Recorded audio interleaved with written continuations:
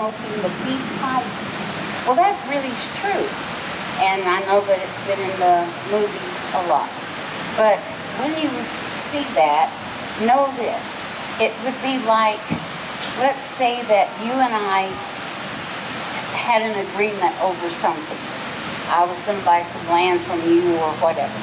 So we get a legal document. You sign it and I sign it in front of the notary. Now, if I don't pay you the money, you can take that paper and you can go to court, right? And if it was notarized and I signed it, then they're going to say, I owe you that money.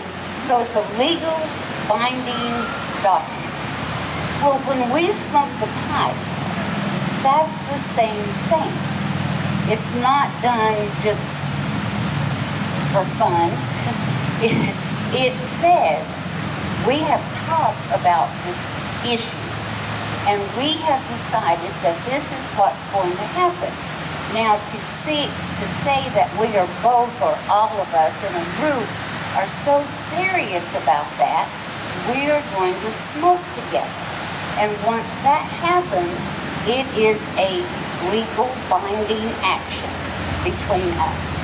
So, there was a village not far from here, and the leaders started arguing. They started fighting with one another. They started talking about one another. They became jealous of one another, and things were not in a good shape at all. So they decided that they were going to meet up in the mountains and they were going to talk about everything. Everyone was going to get a chance to say what was on their mind and their heart. And they were going to resolve this. So they all went.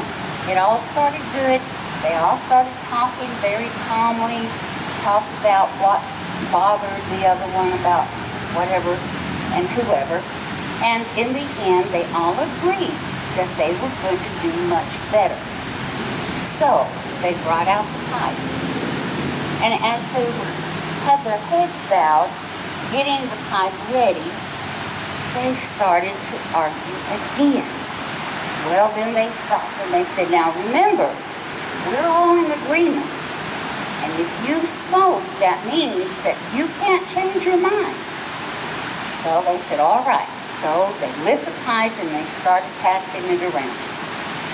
And they started fighting again. This time it was so bad.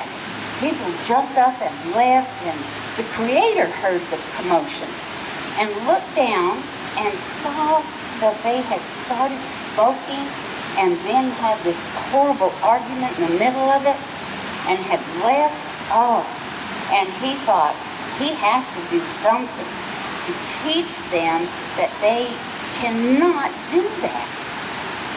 So when he looked down at the older men that had their heads bowed, he turned them into a flower. Now you can look this up on your cell phones because they're called ghost flowers. They grow way up high in the mountains and they are colorless. They're gray, like smoke. And they're really quite beautiful. But seeing those gray heads turned into a flower is to remind us that we are to not fight like that. And if we agree on something, we have to honor our word. Now, with the smoke that came from the pipe that they did smoke, the Creator made it stay here. And that's why we still have smoke in the Smoky Mountains. And when we see it every day, it's to remind us to live up to our agreement and try to live peacefully with one another.